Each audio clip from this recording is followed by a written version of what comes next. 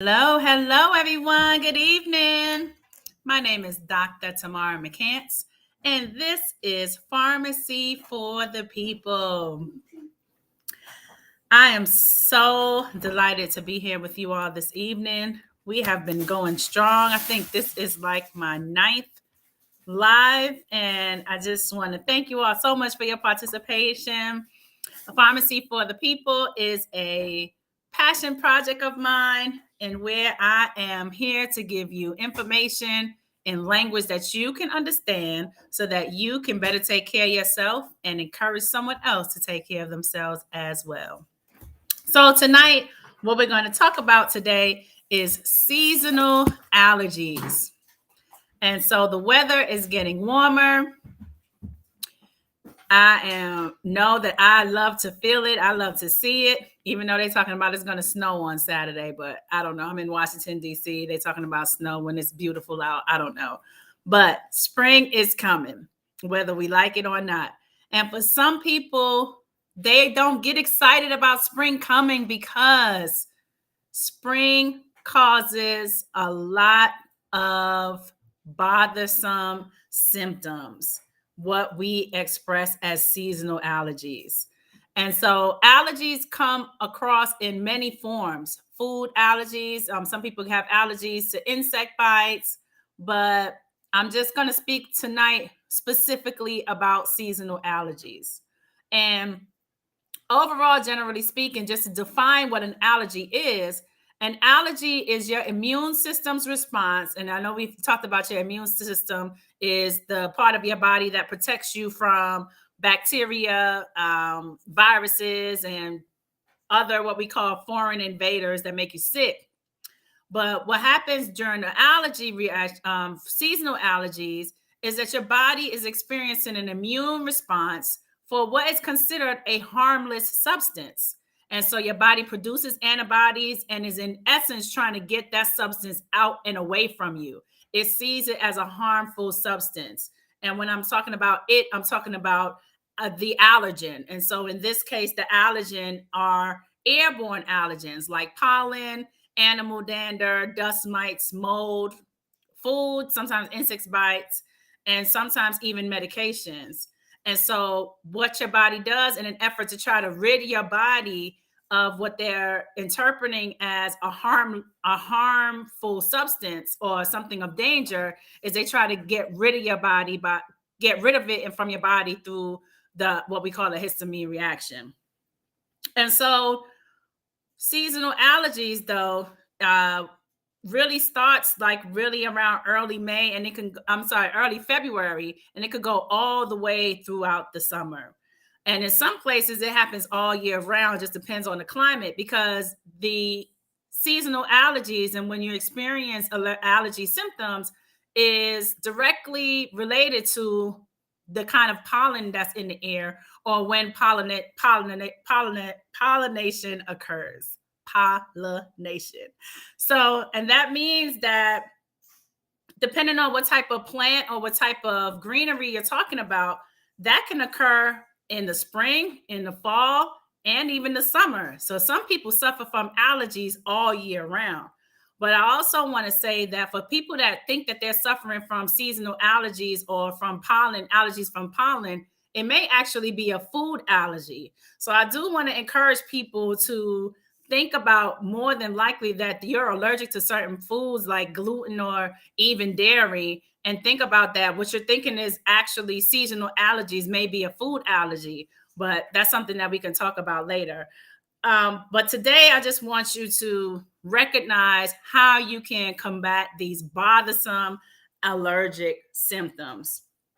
And so when we're talking about allergy symptoms, we're referring to itchy eyes, scratchy throat, runny nose, red eyes, sneezing, rash, hives, sinus pain, and even sometimes stomach pain. And then, sometimes you're seeing somebody and they're just doing like this to their ear, or you might be on a date with somebody new and you're trying to stop yourself from doing that sound that's so annoying, or just clearing your throat because the allergic reaction or your body is making you trying to get rid of the pollen. but the pollen is everywhere. It's airborne. So it's really no way for your body to get rid of it. They're just attempting to try to get rid of something that's harmless. And so the best way for you to manage allergy symptoms is to take an over-the-counter medication. And I want to go into a little bit of detail about how you select over-the-counter medications. One, when you go into the pharmacy, unless you have already spoken to your physician, which 9 times out of 10, many of us don't, unless you have already spoken to the physician, you really would like to go and consult with the pharmacist before you pick what medication you're going to get. Because the pharmacist is going to recommend something based on your specific allergy and your specific symptoms. A lot of times what I see people tend to do is that they will go and they want to get the combination product that got everything. Oh, I'm going to get me some Theraflu because it's going to knock this right on out.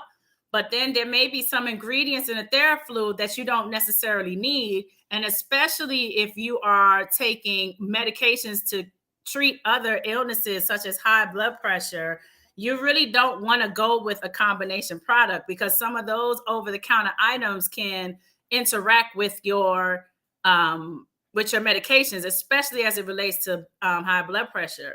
So you want to go with the product that is treating your symptoms specifically. So it's better for you to get 3 and 4 products than to try to get that one combination product that you think is going to knock everything out, because it's going to help alleviate or treat your symptoms better. A lot of times too, especially for children, you want to get medication that's specifically for children. And a lot of times you want to consult the pediatrician or have the pediatrician to write a prescription for your child so that you can make sure that they are getting the appropriate dose. A lot of the allergy medications can be covered by your insurance company. So that's another reason why you want to consult with your doctor too, because if they write you a prescription, then you can save a little money by just paying a copay, or if your copay is free, rather than purchasing items over the counter. So just to give you some specific recommendations, and again, this is for informational purposes only, you want to consult with your prescriber and or your pharmacist before you actually purchase something. But the group of medications that's going to treat your seasonal allergies are what we call antihistamines. And the thing with antihistamines is that they're going to try to mitigate that reaction that's happening in your body so that you no longer feel the symptoms. So some examples of antihistamines includes Benadryl, Claritin, Zyrtec, and Allegra. And yes, the generic medication or the generic name is just as good as the brand name. So some of those names include diphenhydramine, cetirizine, fexofenadine. They're going to be sitting right next to the brand name. So you look for the brand name and then you pick the store brand product because it's going to be just as effective. And so the best antihistamine is Benadryl. But the reason why a lot of people don't like Benadryl, because Benadryl is going to make you drowsy. And so the reason why some of these other antihistamines were discovered was to try to give the same seasonal allergy relief effect, but without making you so drowsy. So that's the difference between like the Benadryl and the Zyrtec and even the Claritin. But a lot of times some people still feel like they get drowsy with Claritin or Zyrtec, and it can. So you have to know your body, and you have to know whether or not how these things are going to impact you. But those are your best for overall symptom management. So for itchy throat, runny nose, sneezing, itchy eyes, all of that is going to be managed by antihistamine. And also the difference between Benadryl and like a Claritin is that sometimes for Benadryl, they want you to take it like twice a day or 3 times a day. But for Claritin, you can take it like once a day. And you truly just take it once a day. Like you don't have to take it more than once a day, because it's not going to make you feel any better if you take it more than once. Just that one dose is supposed to help your body.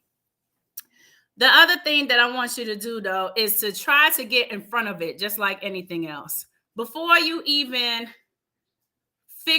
don't wait until you're uncomfortable. Don't wait until you're coughing to the point where you can't even talk or your throat is hoarse. And don't wait until your nose is running to the point where you have some tissue stuffed up in your nose, like some people walk around. You want to try to just see when is the environment best for me to go outside. And so when you're talking about seasonal allergies, that age old adage when people say don't wear your inside clothes inside my bed, like don't sit on my bed with your outside clothes, is a way for you to manage your allergies is by removing the clothing that you had outside when you come inside. And also sometimes it's just if you're able to, it's best for you to just stay indoors every day. On a weather app, they are going to tell you how high the pollen is or what the pollen count is. And if the pollen count is high, that's going to be a bad day. So monitor the pollen count so that you know, okay, if you're able to, you're going to stay inside with the windows closed and the doors closed. But if you're not able to stay inside, if you know the pollen count is high, then you know from early in the morning that you're going to take your allergy medicine to help your body to not be so sensitive to the pollen. And just like everything else, pollination occurs at night. So a lot of times, especially if it's dry and if it's cool, that is the best environment for pollination to occur. So a lot of pollination occurs at night. So that's why first thing in the morning, that's when the pollen is going to be at its highest. So if you're a person that exercise or you run or you do outdoor activities in the morning, then during this allergy season, you don't want to be outside early in the morning. Let the pollen settle a little bit, and then you maybe want to shift your activities to, late morning or early afternoon. And the last thing is to make sure that you are being in tune with your body. Don't just suffer through allergy symptoms. There are a lot of options out there for you. There are eye drops that you can take. Another thing is, and which is very, very effective, is just constantly blowing your nose too. That gets the pollen out. They also have some nasal decongestants if it's sinuses, like Afrin, but those decongestants should only be taken for like 3 to 5 days, those nasal sprays, because if you take it for more than 3 to 5 days, what you're going to find is that you're going to always be stuffy without it. So when you're taking medications over the counter, make sure you take them according to how the label tells you to take it. So if you're on Afrin, you are only supposed to take that for 3 to 5 days, no more than 5 days. But the nasal decongestant that you can use every day is the normal saline spray. And again, that's something that you want to take before your allergy symptoms even start, just to clear your nose and to clear your passageways. You can take that every single day. The one last thing that I want to mention is for people that have sinuses or sinus pain or stuffiness. That is real. When you have that pain and that pressure here, that is your sinuses swelling. And the most effective drug for that is pseudoephedrine.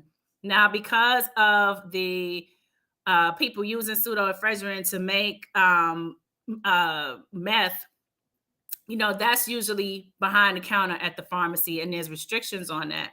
But if you are being treated for high blood pressure, you should not take pseudoephedrine. You should not take any nasal decongestant, because or oral decongestant. You shouldn't take the one that goes up your nose or the one that goes in your mouth, because that's going to increase your blood pressure. So if you are a person that has high blood pressure and you're suffering from sinus and sinus pain, we recommend that you take a pain reliever to try to relieve the pressure. You can also do like steam over your nose, or like inhale steam, and everybody can do that. But those are just ways for you to try to relieve your symptoms. So get in front of it. If you know you have allergies, watch the pollen count. stock up on your medications now. Talk to your doctor and talk to the pharmacist to make sure that you are getting the right thing so that you can also enjoy the spring. Thank you all so much for joining tonight, and I will see you next week.